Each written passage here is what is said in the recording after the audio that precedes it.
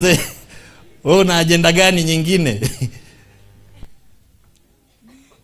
Kuna theory inasema ilikuwa mara moja tu. Tena chini ya usimamizi wa Sara, alikuwa pale anahakikisha Abraham haenjoy. Hakuna kuenjoy, makubaliano ni mtoto. Kwa hivyo sisi tutapiga mahesabu na huyu ajili. Na tukishajua mahesabu yenyewe ndio hii, mzee uko bana, na mimi niko hapa, fanya tu na kusubiri hapa. Theory ziko nyingi sana, lakini kwa vyote alitenda dhambi. Akiwa na miaka 89 kakazaliwa katoto kanaitwa Ishmael. Mungu alikasirika. Mungu wa mbinguni hakufurahi. Hicho kimetokea Mwanzo 16. Angalia Mwanzo 17. Kutembea pamoja na Mungu ni upendeleo. Angalia Mwanzo 17 nini kinatokea. Mwanzo sura ya 17. Ninasoma mstari ule wa kwanza. Mwanzo 17, baada ya madudu haya aliyoyafanya Abraham, tangazo la Mungu linakuja. 17. Abraham alipokuwa mtu wa miaka 99, ile nyingine ilikuwa 86. Ukisoma 16 mstari wa 16, Abraham alikuwa mtu wa miaka 86 akazaliwa Ishmael. Kwa hiyo kutoka 86 sasa ana miaka 99. Imepita miaka 13, Mungu bado ana beef na dhambi aliyoifanya Abraham. Abraham alipokuwa mtu wa miaka 99, Bwana akamtokea Abraham akamwambia, mimi ni Mungu Mwenyezi.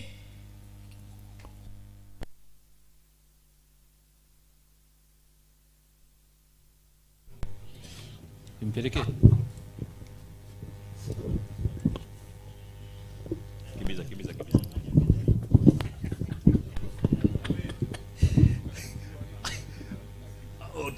Bure tu. 17, uende mbele yangu. Hutatembea na mimi Abraham. Nenda mbele yangu ukawe mkamilifu. Ni kana kwamba Mungu anamwambia, mimi nitakuwa nyuma na kuchunguza. Umeniangusha, umeni disappoint, umefanya mambo yasiyostahili. Sasa hutakuwa na heshima na hadhi ya kutembea na mimi bega kwa bega. Taenda mbele, nitakuwa nachunguza hatua zako, na ninakutaka uwe mkamilifu. Kutembea pamoja na Mungu ni upendeleo. Wakati Abraham anaambiwa nenda mbele, mimi niko nyuma na kuchunguza, wewe tembea mbele. Fungu letu kuu tulisomewa la Mwanzo 5, upande huu wa pili, rekodi inaeleza habari ya Enoko. Tutaanza mstari wa 21. Sura ya 5 mstari wa 21. Enoko ni Mwanzo hii 5:21. Na haya maneno hayatumiki kwa bahati mbaya, yanachaguliwa kwa uangalifu sana. Enoko akaishi miaka 65 akamzaa Metusela. Enoko akaenda mbele za Mungu. Ndivyo Biblia zenu zinavyosema. Enoko akaenda mbele za Mungu. Enoko akaenda pamoja na Mungu baada ya kumzaa Metusela miaka 300, akazaa wana waume na wake. Miaka 300 Enoko bega kwa bega na Mungu, side by side, pamoja na Mungu. Siku 23, siku zote za Enoko ni miaka 365. Enoko 24 akaenda pamoja na Mungu. Mkazo huo pamoja na Yesu Kristo, Mungu huwatwaa. Moto wetu ni mzuri sana. kwenye hili kambi tunataka sisi tuongoze pamoja na Yesu Kristo, bega kwa bega. Kama tuongoze mbele ya ombi letu ni tuwe na urafiki na Yesu Kristo, tushikane naye mikono, twende tuongoze pamoja naye, na tumwambie hivi, katika ajenda hii Bwana Yesu, kama hauendi pamoja na sisi, hatuendi. Maana goli letu ni kuongoza pamoja nawe, na swali letu daima litakuwa, Bwana Yesu angekuwa hapa angefanya. Unafurahia yote mawili. Unaifurahia safari. Unajua unaposafiri kuna mambo yote mawili. Kwanza kuna raha ya kule unakokwenda.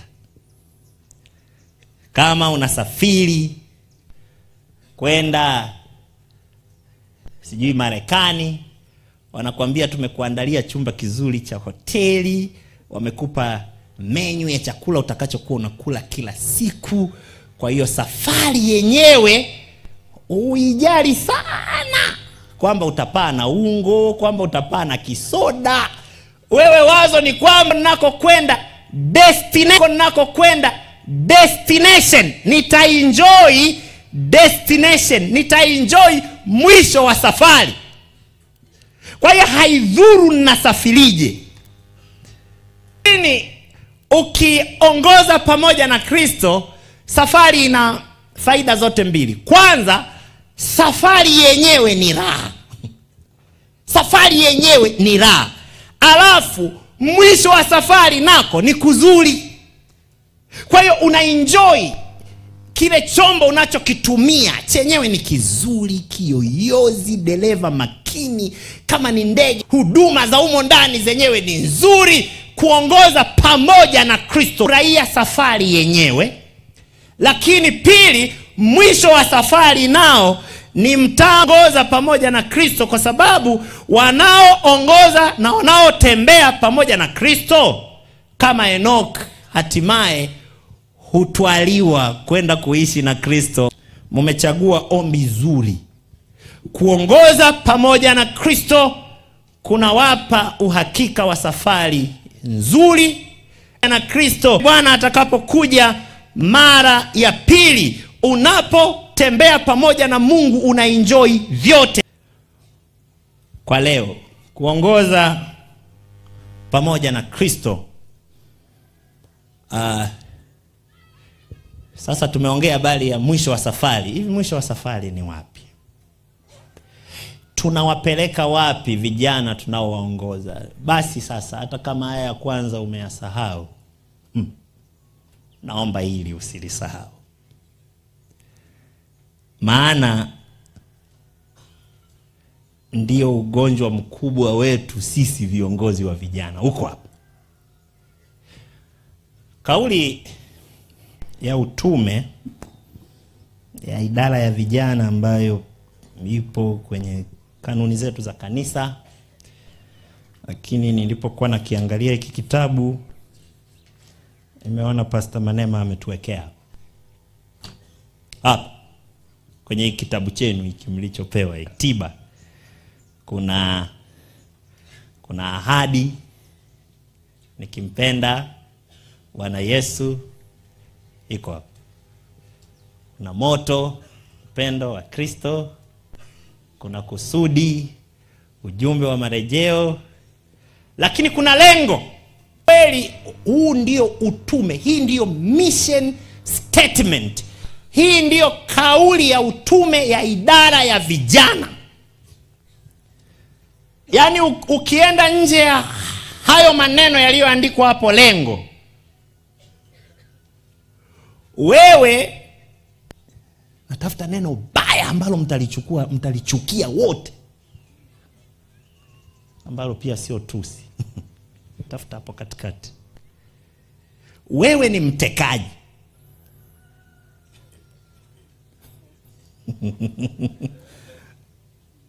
Hivi mmewahi kusikia neno watekaji? Sio hiyo mnayodhani nyie, hiyo sio hiyo. Wewe ni Unajua mtekaji, unasafiri, wewe unasafiri na gari lako, anakusimamisha. Unadhani unataka kumsaidia, anaingia. Akiingia, naomba lift mimi nakimbia hapo mjini. Ukishaanza tu safari, anatoa chombo. Wanaita kimfupa cha kuku. Anakuambia, "Hey, sasa utaenda tunakokuambia sisi." Ametoka nyumbani, ana safari yake, lakini ametekwa njiani. Tuna viongozi wa vijana leo, Pastor Mamba. Tuna viongozi wa vijana leo ambao wameteka idara ya vijana. Wameshika silaha na wanaiambia idara iende kule ambako haipaswi kwenda.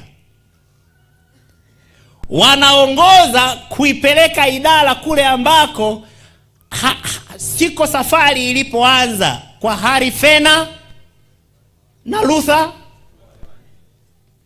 Wameiteka. Kwa hivyo idara imeanza kufanya mambo ambayo sio yake, na wanailazimisha iende huko ambako haipaswi kwenda. Lengo kuwaongoza vijana katika uhusiano wenye kuleta wokovu pamoja na Yesu, na kuwasaidia kuelewa wito wake wa kuwa wanafunzi. Kwamba idara hii yote katika makundi yake yote, ilipoanzishwa ilikuwa na lengo, ina utume, na utume wake ni kuwaongoza vijana katika uhusiano uletao wokovu. Kwa Kiingereza say relationship. Uhusiano uletao wokovu pamoja na Yesu Kristo. Yaani lengo sio uhusiano uletao mali na Yesu Kristo. Sio uhusiano uletao ukuu, uhusiano uletao uniform nzuri, uhusiano uletao gwaride nzuri, sio uhusiano uletao ajira na mapato mengi, sio uhusiano kubwa. Hivyo vyote ni vizuri, lakini sio lengo. Lengo ni uhusiano uletao wokovu. Kuwaongoza vijana kuwa na uhusiano na Bwana Yesu Kristo, uhusiano uletao wokovu, sio uhusiano uletao miujiza ya uponyaji. Kwamba Bwana Yesu, mimi na uhusiano na wewe tu pale utakapoponya magonjwa yangu.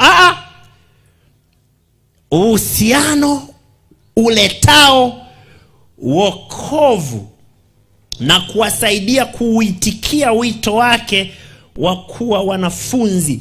Kuongoza pamoja na Kristo kuna lengo. There is a purpose statement. Kuna kauli ya kusudi. Kwamba safari inapoanza ipo kauli ya kusudi. Na hiyo kauli ya kusudi, najua tumezoea kukalili Yohana 3:16. Hebu tuisome hiyo Yohana tena. Maana ina kauli ya kusudi. Yohana 3:16 ina kusudio. Ila huwa tunasahau kuanza na 14. Ukweli ni kwamba 16 imerudia kilichoandikwa 15. Yohana 3:15 na uzito unaofanana. Na maneno yametumika yale yale. Na hii ni purpose statement. Kwamba unapoongoza pamoja na Kristo kuna kauli ya kusudi, kusudio. Lile kusudio ni nini? 3 mstari wa 14. Na kama vile Musa alivyo, hana budi, mstari wa 15. ili kila mtu aaminie. Ipo linafuata sasa. Mungu aliupenda ulimwengu hata akamtoa mwanawe wa pekee, ili kila mtu amwaminie asipotee, bali awe na uzima wa milele. Ndilo kusudi la uongozi pamoja na Yesu Kristo, kila aaminie asipotee, bali awe. Tunapolianza kambi hili, tuchukue changamoto hii kuongoza pamoja na Yesu Kristo. Ajenda yake kuu ni wokovu wa vijana. Na wokovu wa vijana maana yake nini? Ni wokovu kutoka dhambini. Kazi ya idara ya vijana inakuwa haijafanikiwa kama vijana bado wanatenda dhambi. Tunakuwa hatujafaulu kama bado vijana wanaogelea kwenye matope ya dhambi. Goli letu kuu ni wokovu kutoka dhambini, kuwafanya vijana wawe marafiki na Yesu, watembee pamoja na Kristo, waache urafiki na shetani ambao ndio unaleta dhambi. Bado kwenye idara ya vijana bado wamefanya mikataba na shetani, bado wanatembea na shetani. Mzigo wa kiongozi wa vijana wa Adventista ni kuweka ajenda ya wokovu juu na kuwanyofoa kutoka katika utawala wa ibilisi, wafiki wa Yesu Kristo. Wapendwa, kwenye idara ya vijana, baadhi yenu mmenisikia nikilisema hili. Kuna picha kubwa na picha ndogo. Mnajua ile michezo ya puzzle na picha ndogo? Mnajua ile michezo ya puzzle? Ile puzzle kunakuwa na vipisi vingi. Alafu unavipanga unashangaa sura ya simba. Kwenye idara ya vijana kuna vipisi vingi vipisi. Sasa vile vipisi ukikachukua kapisi kamoja peke yake akaleti maana. Akaleti maana. Nataka kuatia moyo viongozi wa vijana.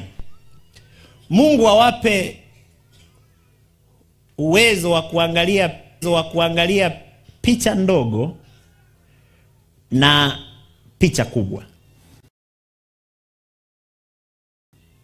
Uwezo wa kujua ya kwamba picha ndogo zikiwekwa pamoja zinaitengeneza picha kubwa. Sasa wasiojua idara ya vijana wao wanadhani paredi ni kupoteza. Wasamee tu, hawajui wanalotenda. Hawaioni kubwa. Yaani wao wanauangalia ule mtaala tu. Hawajui kwamba huu mtaala huu ni mchango wa kapisi fulani kadogo ambako na mwingine anasimama kwenye mtaala mpaka kijana anakata tamaa, mpaka anaacha idara. Sasa aende, sisi tunasimamia utaratibu.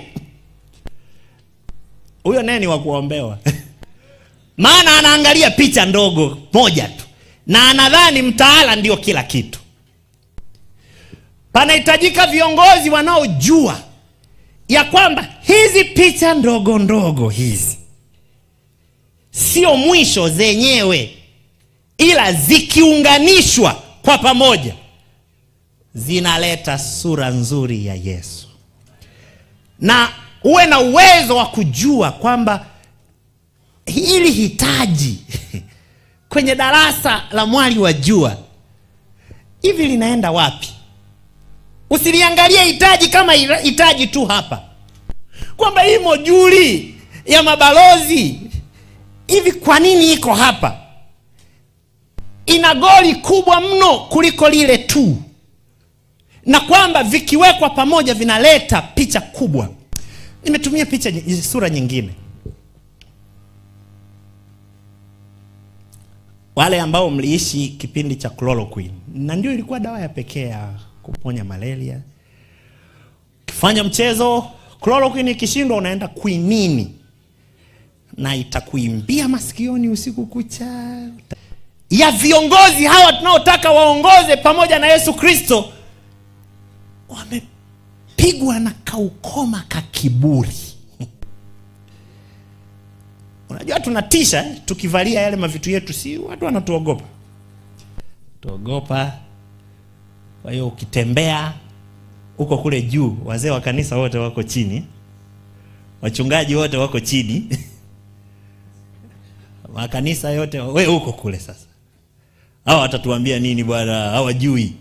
Wanawaambia watu hata kama pasta hajawahi kusoma darasa la rafiki, lakini yeye ana lile lengo lile la wokovu. Ndio maana tunampigia saruti. Ni kiongozi wetu, tunampigia saruti. Mzee wa kanisa tunampigia saruti, ni kiongozi wetu. Maana yeye analo lile. Haya mengine ni picha ndogo ndogo, yeye anayo picha kubwa. Kiburi tushinde, tuwasaidie vijana tushinde kiburi. Tushinde roho ya kutokuongozeka. Ebu viongozi wa kanisa wajivunie kuwa nasi. Wokovu wa Yesu Kristo ufanye kazi ndani yetu, tuwe wanyenyekevu. Ile roho ya Wafilipi sura ya 2 kuanzia mstari wa 1, iweni na roho ile ile iliyokuwemo ndani ya Kristo. Alikuwa sawa na Mungu lakini akajinyenyekeza. Master Guides tujinyenyekeze. SYL tujinyenyekeze. Viongozi wa vijana tujinyenyekeze. Tuishinde dhambi ya kiburi ili tuokolewe. Lakini vijana wengine wana dhambi ya wivu. Akifika mahali hataki wengine akipewa yeye ndiye kusainisha makadi, anaweka maisha yanakuwa magumu kwa wengine ili abakie yeye tu kuwa ndio yuko hewani kule juu. Tushinde hiyo ambayo inaendana sasa na kadhambi kengine. Tunaongea na viongozi jamani, si ni viongozi nyie? Hii si ni lugha ya viongozi? Kuna kadhambi kengine kakutaka kuwa miungu watu. Uabudiwe. Unawadai wenzio wafanye ambalo hata wewe ukufanya. Si ni sisi tulikusainia, hata wewe hilo ukufanya. Kwa hiyo unataka ukae mahali fulani. Hiyo sio roho ya Kristo. Roho ya Kristo, wale wanaoongoza pamoja na Kristo wanawainua wengine. Niwaambieni, tunahitaji viongozi wengi wa vijana kuliko tulionao. Tunahitaji wengi, tulionao hawatoshi. Kwa hivyo ninyi mliotangulia, tusaidieni wazaliwe wengi. Sifa ya kiongozi mzuri ni yule anayetengeneza viongozi. Lakini kiongozi mbaya ni yule ambaye anataka apate tu wanaomfuata na kumbebea begi. Kwamba wewe bado, wewe bado. Tena wengine wanamwambia tena wewe utakatisha. Tunaenda guta upewi pini, tunaenda guta upati, nitahakikisha upati. Jamani, hiyo sio roho ya Kristo. Roho ya Kristo ni kuwainua wengine. Magomvi, kulipiza kisasi, ubinafsi, tuwasaidie vijana wetu washinde dhambi. Na wokovu huu ni wokovu kutoka dhambini. Kazi yetu ya kuongoza pamoja na Kristo ni kuwapeleka vijana kwa Yesu Kristo. Wazinzi wasizini tena. Waongo wasidanganye tena. Wapiganaji wasipigane tena. Kama chakula ni kichache kambini guta, mkumbuke mwenzio, usimalize chote peke yako. Kama mwenzio hana mahali pazuri pa kulala, kiongozi wa kiroho anawafikiria wengine, anawatanguliza wengine. Dhambi ngozi yatafikiwa pale tutakapo wasaidia vijana waache dhambi. Maana wokovu ni wokovu kutoka dhambini. Na furaha yetu ni kila kijana kusema hakika Bwana Yesu ni rafiki yangu. Lakini viongozi, huwezi kuongoza watu kwenda kule ambako wewe mwenyewe hujawahi kufika. Huenda labda ndio penye shida hapa, kwamba tunapotaka kuwaongoza vijana waache dhambi waokolewe, hivi sisi tumeacha dhambi? Hivi sisi tumepitia uzoefu wa maisha ya ushindi? Ndio swali kubwa.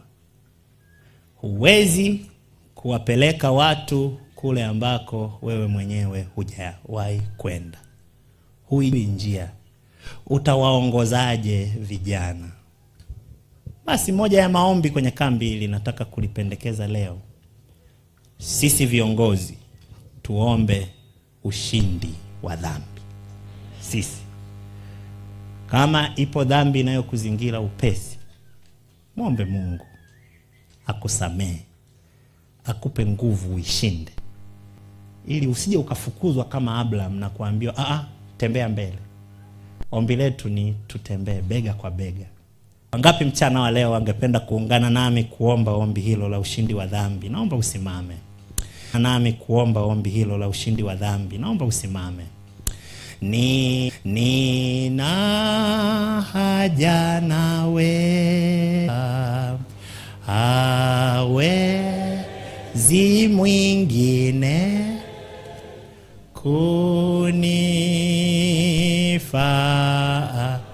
O Yesu, ninakuhitaji kila saa.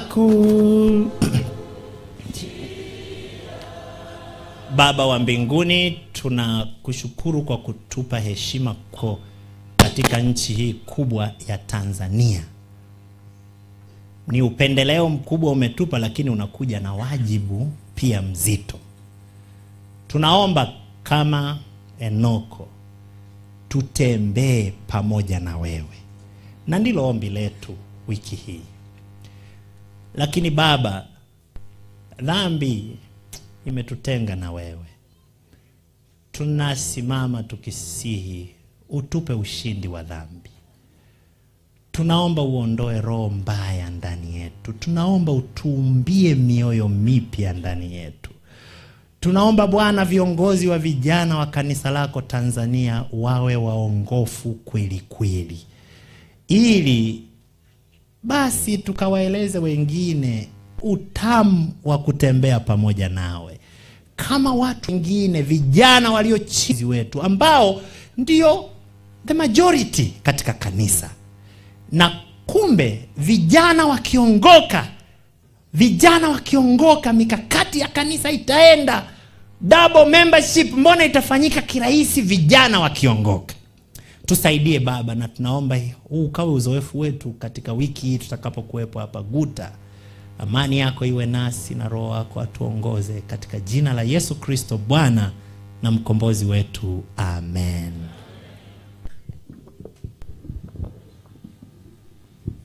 Mwaweza kuketi.